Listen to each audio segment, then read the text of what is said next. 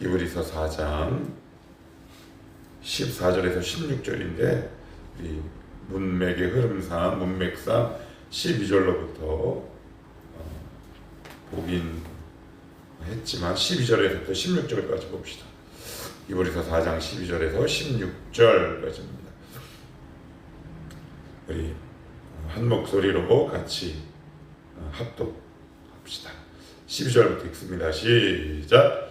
하나님의 말씀은 살아있고 활력이 있어 좌우에 날선 어떤 검보다도 예리하여 혼과 영과 및 관절과 골수를 찔러 쪼기까지 하며 또 마음의 생각과 뜻을 판단하나니 지으신 것이 하나도 그 앞에 나타나지 않음이 없고 우리의 결산을 받으실 이의 눈앞에 만물이 벌거벗은 것 같이 드러나느니라.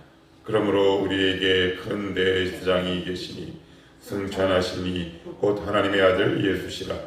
우리가 믿는 도리를 굳게 잡을지어다. 우리에게 있는 대제사장은 우리의 연약함을 동정하지 못하실 리가 아니요 모든 일에 우리와 똑같이 시험을 받으신 이로되 죄는 없으시니라. 그러므로 우리는 공혈하심을 받고 때를 따라 돕는 은혜를 얻기 위하여 은혜의 보좌 앞에 담대히 나갈 것이니라. 아멘. 어휴, 익숙한 말씀이 딱 나오니까 다들 얼굴에 미소를 쓱 띄우시는데, 그죠? 사람도 자주 봐야지 정들고 말씀도 자주 접해야 정들어요. 예. 하나님은 어제 제가 이런 말씀 드렸습니다. 수술 동의서를 우리에게 내미신다. 내가 수술해도 되겠니? 그래서 끊임없이 하나님의 말씀의 특징이 뭐냐면 요격 미사일, 추격 미사일과 같아요. 우리의 인생을 끝까지 따라가십니다. 요나 도망갔지요. 그죠? 스페인까지 도망갔어요. 그렇지만 그 도망이 어떻게 해피엔딩으로 끝났나요? 예. 하나님이 그리는 해피엔딩으로 끝나죠. 그 하나님이 요나에게 선포된 그 말씀이 끊임없이 요나를 괴롭히고 두들기고 그리고 찾아가고 깨우고 합니다. 우리를 향해 끊임없이 노크하시죠. 끊임없이. 그래서 수술동의서에 우리가 사인을 하게 되면 하나님은 드디어 진단을 하십니다. 진찰하시죠. 그죠? 병원에 가면 청진기를 댑니다. 저기 조금 염증이 좀 있네요. 목에 염증이 좀 있습니다. 그리고 처방전을 발행합니다. 거기엔 약이 있지요. 그것을 안 되면 어떡합니까? 그 다음이 수술하는 단계입니다. 그래서 우리의 증상이 깊어지기 전에 말씀으로 진단하고 처방하는 지혜가 필요한 게 바로 오늘 12절, 13절 말씀이죠. 그래서 증상이 악화되고 심화되면 이제 하나님은 수술하십니다. 엑스레이와 MRI를 동원해서 이제 우리의 영혼을 전인격적으로 조명하고 찍기 시작하죠. 그리고 나서는 우리의 영혼을 개복합니다. 구석구석 치유하십니다. 오늘 말씀에 보면 13절에 이런 표현이 나오죠. 지으신 것이 하나도 그 앞에 나타나지 않음이 없고 우리의 결산을 받으시기에 눈앞에 만물이 발가벗은 것 같이 드러나느니라. 그래요. 인류도가 처음 태어난 것이 어떻게 태어났나요? 발가벗었습니다. 아무것도 걸치지 않았어요. 아무것도 걸치지 않았습니다. 예, 하나님은 이 수준까지 우리를 말씀을 조명하세요. 우리가 발가벗기를 원하시는 거죠. 이건 수치와 치욕이 아니에요. 아담과 하와가 발가벗었으나 부끄러워하지 아니하였더라. 그게 수치인가요?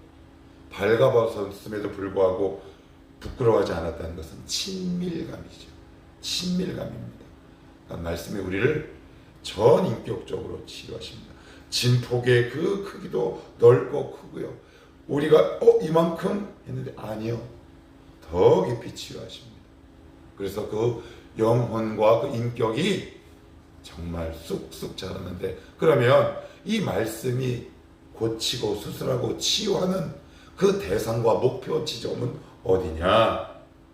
그래서 14절은 이렇게 시작하죠. 어떻게 해요? 그러므로, 이 말은 앞에 있는 이 말씀을 받는 거예요. 제가 다시 읽어볼게요. 그러므로 우리에게 큰 대제사장이 계시니 승천하신 이 곧 하나님의 아들 예수시라. 우리가 믿는 도리를 굳게 잡을지어다. 말씀의 목적지, 의사가 의도하는 목적과 목표는 바로 예수 그리스도입니다. 그러니까 우리가 생각하는 그 지점보다 하나님은 훨씬 높은 곳에 계십니다. 내가 겨우 이 수준으로 너를 개조하려고 내가 내 아들을 준 줄 아느냐? 아니다. 아니다. 그래서 우리가 생각하는 여러 가지 어려운 일들이 발생하는 그 모든 배경에 바로 하나님의 이 의미가 담겨 있어요. 그러니까 그 자리까지 우리를 끌고 가시는 거죠. 너 나와 영원히 함께 살아야 하지 않겠느냐? 그렇다면 이미 구원받았지만 너는 내 아들 그 방불한 수준까지 자라야 한다. 그런데 한번 수술 받아 보겠니? 이미 동의를 딱 하시면 그 다음부터는 물을 수 없어요. 그러면 은혜를 한번 딱 받고 아멘 하면 물을 수 없습니다. 이게 하나님의 두려움과 집요함이에요. 그때부터는 본격적인 집도의가 되셔서 우리의 전 인격을 수술하십니다. 얼마나 세밀하고 세심하신지 모릅니다. 제 자신을 보고 성도들을 보면 하나님은 이 지점까지 만지시네. 저 부분까지 가려면 오래 걸리겠는데 라고 하는 부분도 하나님은 포착하시고 진단하시고 수술하시고 드러내십니다. 그래서 말씀 앞에 서는다는 것, 한편으로는 두렵기도 하지만 우리의 전인격적인 치유와 대개혁이 시작되는데 그 목표점이 어디다? 그러므로 우리에게 있는 대제사장 예수 그리스도에게까지다 라고 오늘 성경은 말씀하고 있습니다. 말씀이 지향하는 것, 말씀을 통해 수술해서 우리를 데리고 가시고 하는 그 종점이 어디냐? 단순히 착한 사람이 아니다. 종교인이 아니에요. 교회 얌전히 출석하고 복도 적당히 받는 그 수준이 아닙니다. 그러니까 우리가 되게 부러워하는 경우는 무엇을 부러워하냐면 이걸 부러워해요.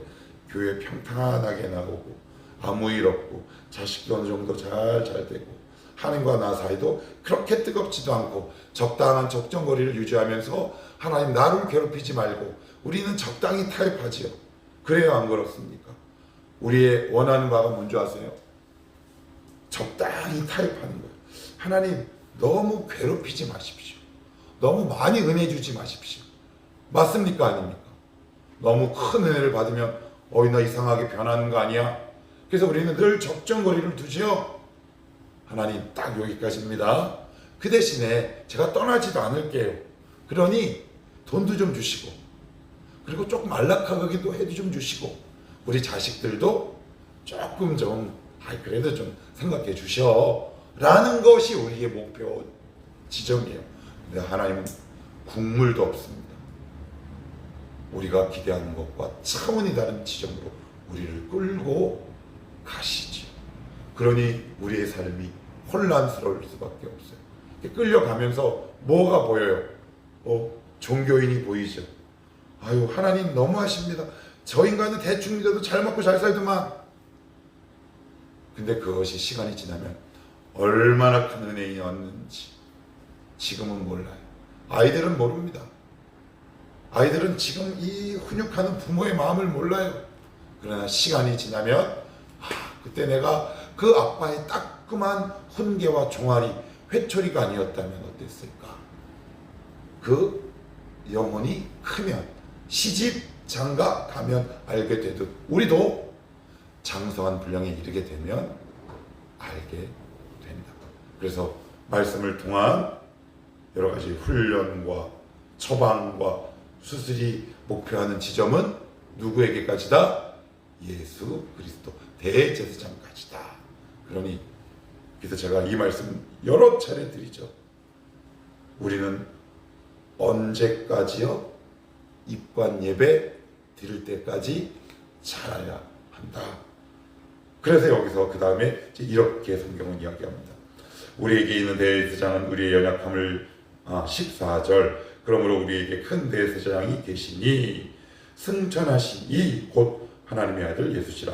우리가 믿는 뭐라고요? 도리. 이게 원래 의미는 이런 뜻이에요. 우리가 하는 고백. 여기서 또 여러분들이 좋아할 구절도 한번 제가 말씀드려볼게요. 마태복음 16장 16절이 뭐예요? 시몬 베드로가 대답하여 이르되 주는 그리스도시요 살아계신 하나님의 아들이시니이다 하니 예수께서 이르시되 바요나 시몬아 내가 복이 있도다. 이를 알게 한 자는 내가 아니요 하늘에 계신 아버지다 라는 말씀을 하시고 그 다음에 뭐라고 말씀하시냐면 내가 이 반석 위에 내 교회를 세우리라 그래요. 그래서 이 반석은 고백이에요. 신앙 고백. 누구를 향한 고백입니까? 누구를 향한 고백? 그리스도를 향한 고백이잖아요. 여러분 잘 생각하셔야 돼요. 나의 고백은 힘이 없어요. 베드로의 고백 힘이 있었나요? 여러분의 고백 힘이 있습니까? 여기서 믿는 도리를 굳게 잡으라는 말은 쉽게 얘기해서 이런 이야기입니다. 너의 믿음을 붙잡지 마라. 나를 붙잡아라 라고 얘기합니다. 여러분 잘 한번 살펴보십시오. 우리가 언제 낙심할까요? 내 믿음을 어느 날 딱 봤을 때 낙심해요. 이것밖에 되지 않나. 그런데요 하나님은 원래 우리가 그 수준인 거 아세요. 그래서 우리가 이게 참 조심하셔야 돼요. 우리가 믿음 이야기하지만 우리가 그 믿음을 이야기할 때 누구의 믿음을 이야기하냐면 내가 하나님을 향한 내 믿음의 크기를 이야기해요. 그건 하나님이 잘하게 하실 부분이지 우리가 붙잡아야 할 것은 아니에요. 우리가 붙잡아야 할 것은 예수 그리스도 한 분밖에 없는 거예요. 그 신앙 고백의 대상을 붙잡는 거지 신앙 고백을 하는 사람을 붙잡는 게 아니다. 이 부분은 굉장히 중요해요. 저도 어제 이 말씀을 준비하며 맞다. 내가 과거로부터 지금까지 그 여러 믿음의 그 요동과 흔들림과 넘어짐 그 배경에는 뭐가 있었냐면 제가 하는 믿음의 그 고백을 붙잡은 거예요. 내 믿음의 크기를 붙잡았다고요. 그러니 이게 자꾸 넘어져도 자꾸 내 믿음에 주목하게 되더라고요. 이것밖에 안 돼. 이것밖에 안 돼. 하나님 아신다니까요. 아세요. 그래서 오늘 뭐라고 말씀하시냐면 우리가 믿는 도리. 우리의 믿는 도리의 궁극적 대상이 누굽니까? 예수 그리스도잖아요. 예수 그리스도를 통한 하나님의 신실한 사랑. 그것을 붙드는 거라고요. 그러니까 기독교는 여러분 종교입니까? 신앙입니까? 종교는 내가 행해하는 거고 신앙은 하나님이 움직이시는 거예요. 차원이 다른 종교죠. 그래서 여러분의 믿음을 붙잡는 게 아니에요. 우리의 믿음은 얼마나 요동쳐요. 얼마나 변덕스러워요. 얼마나 높낮이가 심합니까? 그리고 때로는 얼마나 변덕도 심하고요. 그런데 누구는요? 하나님은요. 누구는요? 예수 그리스도는. 그래서 오늘 14절 후반절에 믿는 도리 이렇게 얘기하지 않아요? 너의 믿음을 굳게 잡아라. 이렇게 얘기하고 있지 않습니다. 우리가 믿음으로 고백하는 대상 누구요? 예수 그리스도를 잡아라. 그래서 여러분들 믿음 막 흔들리는 거 당연해요? 안 당연해요? 당연해요. 그때 무엇을요? 신실하신 하나님께 나의 시선을 두는 거죠. 우리가 기도할 때 막 흔들릴 때 있어요. 있어요? 없어요? 응답하실까? 이런 내 안에 회의, 의심, 흔들림이 있을 수 있다고요. 근데 거기에 주목하면 어떤 일이 발생하냐면 기도를 쉬게 돼요. 왜요? 내 믿음에 주목하기 때문에. 그래서 우리가 말씀을 붙드는 것이고 그분의 신실하심을 붙드는 거잖아요. 우리 화요일날 제자훈련 때 그거 봤잖아요. 마태복음 8장. 주여 원하시면 나를 깨끗하게 하실 수 있나이다. 예수께서 대답하여 이르시되 내가 원하노니 그죠? 깨끗함을 받으라.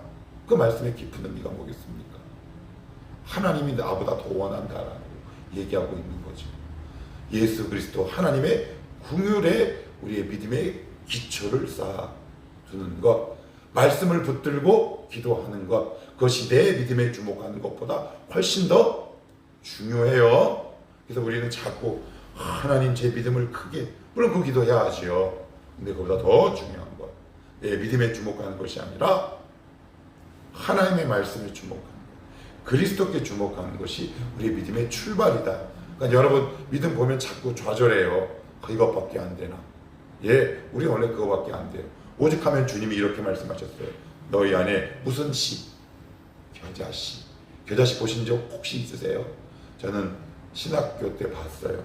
이스라엘 다녀오신 히브리어 가르치신 교수님이. 근데 와, 이거는 작다라는 표현이 어렵고요. 티끌 같아요. 진짜 요만해요. 그런데 뭐라고요? 너희가 겨자씨만한 믿음이 있어도, 근데 우리는 그보다 더 커요, 작아요. 겨자씨보다 더 작아요. 겨자씨만한 믿음이 있어도 이 산더러 저 산으로 옮기라면 움직일 것이라고 하는데 우리 그렇게 안 되잖아요.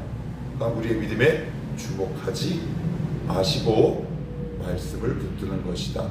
그분의 신실함을 붙드는 것이다 라고 얘기하고 있습니다. 자, 15절 16절도 보시면 이렇게 얘기합니다. 우리에게 있는 대제사장은 우리의 연약함을 동정하지 못하실 게 아니요. 아유, 감사해요. 그죠? 내가 네 믿음의 수준 안다. 어제 이 말씀을 준비한 이런 생각이 들어요. 수용. 주님은 우리를 전적으로 수용하세요. 우리를 전적으로 수용하십니다. 난 너의 믿음의 수준과 실력을 전적으로 수용한다. 그러니 그냥 와라. 그냥 와라. 예수를 주로 고백하는 순간 겨자씨보다 비록 작긴 하지만 작은 믿음의 특별도 우리 가운데 있다는 말이에요. 개의치 말고 내 앞에 와라. 그러니까 예수 그리스도는 우리를 전적으로 수용하시는데 또한 우리를 도우시는데 15절 끝에 갑자기 이렇게 말씀하세요. 우리와 똑같이 시험을 받으신 이로되 죄는 없으시다. 이 말씀을 왜 하냐면 16절 같이 한번 봅니다. 시작. 그러므로 우리는 긍휼하심을 받고 때를 따라 돕는 은혜를 얻기 위하여 은혜의 보좌 앞에 담대히 나아갈 것이니라. 우리가 인간의 도움도 굉장히 필요하잖아요. 누군가 위로도 참 큰 힘이 되고요. 내가 물질적으로 어려울 때 누군가가 제 손을 잡고 기운내 얼마나 우리에게 큰 위로와 힘과 격려가 되겠습니까? 그런데 갑자기 우리 주님이 오늘 15절 말씀에 죄는 없다라는 말씀하세요. 이게 무슨 의미일까요? 인간의 도움도 너에게 이렇게 큰 위로가 될 때 있는데 그렇지만 그는 죄가 있는 죄인에 불과하다. 그렇다면 그 죄가 없는 내가 너희를 도울 때 인간의 도움과 비교할 수 있겠냐라는 뜻입니다. 그러니 나의 도움은 완벽하다. 완전하다. 그러니 때를 따라 돕는 은혜를 받기 위하여 너 담대하게 내 앞으로 나오지 않겠니? 라고 오늘 성경은 우리에게 말씀하고 있어요. 그러니까 인간의 도움도 받아야죠. 사람을 부딪히며 살아가는 사회적 존재인데 그러나 그들의 도움도 소중하지만 나의 도움은 인간의 도움과 비교할 수 없다. 그러니 사람만 따라다니지 말고 나의 도움을 진짜 바라보지 않겠니? 라는 뜻이겠죠. 그러니까 우리의 주님의 도움은 완벽해요. 완전해요. 근데 우리는 이걸 잘 안 믿죠. 왜 안 믿을까요? 시간이 오래 걸려서 그래요. 왜 시간이 오래 걸릴까요? 근본적인 치유를 통해 돕기 때문에 그래요. 여러분, 병의 군환을 없애는 건 오래 걸립니다. 왜요? 겉의 증상은 짧게 끝나요. 그러니까 예를 한번 들어볼게요. 하나님, 이거 주십시오. 돈 주십시오. 그런데 우상과 귀신들은 빠른 해결책을 제시합니다. 옛다 하고 탁 주죠. 이게 혹시 우리가 바라는 가장 강력한 소원이에요. 근데 하나님은 그렇게 하시지 않으세요. 예를 들면 기다리게 하세요. 원망도 하게 하세요. 막 짜증도 나게 하세요. 그리고 어떨 때는 토라지게 하세요. 이스라엘 백성처럼 불평과 원망과 쓴뿌리를 막 토해내게 하세요. 그랬더니 갑자기 모세를 통해서 나뭇가지를 딱 보이시면서 이 나뭇가지를 물에 던지라. 그러면 물이 달게 되리라. 너 진짜 문제가 너의 쓴 마음이야. 너 돈 문제가 아니었음을 혹시 아니? 라고 말씀하세요. 우리 주님의 도움은 내 때와 비록 다를 수 있어요. 그렇지만 꼭 기억하십시오. 하나님의 도움은 근원적이고 근본적이다. 우리의 깊은 곳에 있는 쓴뿌리를 다 드러내신다. 그렇게 되면 나머지 것들은 알아서 채워지고 해결된다. 그러니 중단하지 마십시오. 근데 저는 이거를 오랫동안 몰랐어요. 그래서 하나님 에이 주시옵소서 안 주네 에이 기도하네. 그 단편적인 그 반복과 왕복을 끊임없이 반복해 왔다고요. 얼마나 어리석은지 몰라요.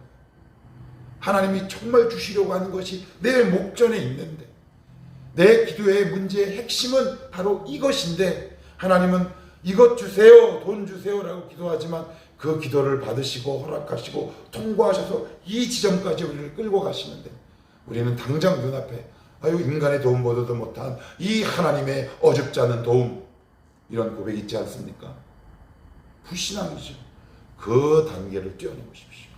그 너머에 있는 하나님의 근본적인 도움이 있습니다. 거기까지 가야 진짜 하나님의 놀라운 역사를 경험하고 믿음의 담대함이 생기죠. 이 사람들은 무서운 사람입니다. 교회를 갱신하고 교회를 개혁하고 그 가정을 구원의 길로 인도하시죠. 여기까지 가십시오. 그 하나님의 근본적인 도움을 받는 자리와 지점까지 가셔야 합니다.